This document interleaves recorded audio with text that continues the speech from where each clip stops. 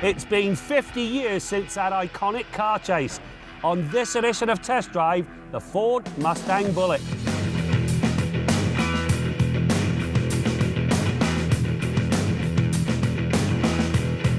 The highlight of the movie Bullitt is the chase sequence that sees a 1968 Mustang GT390 chase a Dodge Charger through the streets of San Francisco.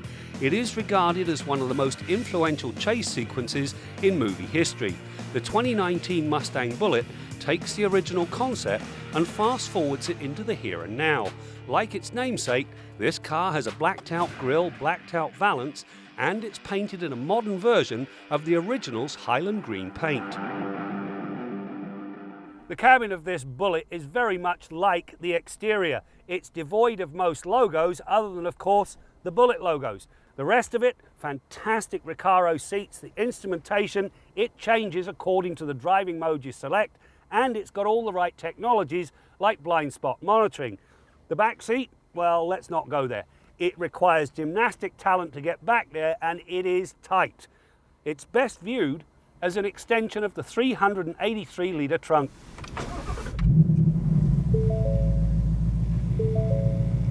The Bullitt arrives with a 5-litre V8 that pushes 480 horsepower.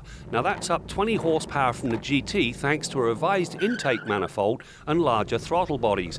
It also churns out an effortless 420 pound-feet of torque and fires the lot through a 6-speed manual gearbox, torsion limited slip rear differential and the back tyres. In this case, the transmission throws are short, the spacing is just right and the clutch is light. It also benefits from a rev matching system. It mimics heel and toe shifting by blipping the gas on a downshift. Now this Mustang Bullitt really is very fast. 4.9 seconds to 100k, and it does the 80 to 120 passing move in under 3 seconds.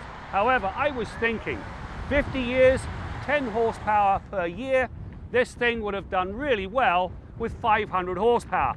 I'm not complaining with what this thing has, but 500 would have been the icing on a very nice cake. There are a number of different driving modes ranging from snow and wet to normal, sport, track and my mode. The final setting is drag strip. It includes launch control and a line lock feature. This locks the front brakes while freeing the rear brakes.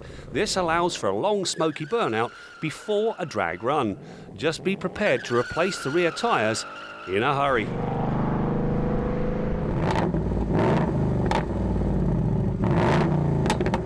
A Mustang without an exhaust note would be a travesty. Well, this thing has got exhaust sound and then some. And unlike so many of today's modern cars, it's not piped in, it's real. There are also a number of different modes. Quiet mode allows you to make a stealthy getaway. At the other end, you've got track mode. Now, Ford do say it is for a track. However, when you come up against one of those turkeys that's got a baked bean can welded onto the back end of his exhaust, you can show him what exhaust noise is all about. The Bullitt gets a magnetic ride suspension that's fully adaptive. It ranges from comfortable to firm and changes according to the drive mode selected. The beauty is my mode. It allows the engine to produce its best work while letting the suspension remain a little softer to handle the broken pavement encountered so often.